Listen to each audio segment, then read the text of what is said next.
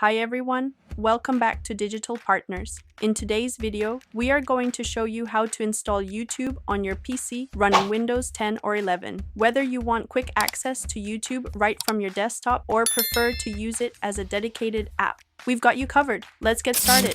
To begin, open your favorite web browser and navigate to YouTube.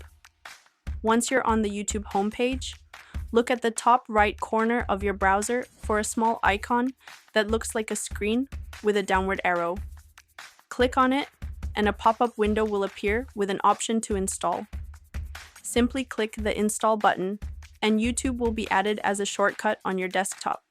From there, just double-click the new YouTube icon on your desktop, and you're all set. Now you have quick and easy access to YouTube right from your PC. We hope this tutorial was helpful. If you liked the video, don't forget to like, comment, and subscribe to our channel for more useful tips and guides. Thanks for watching Digital Partners, and see you in the next video. Bye.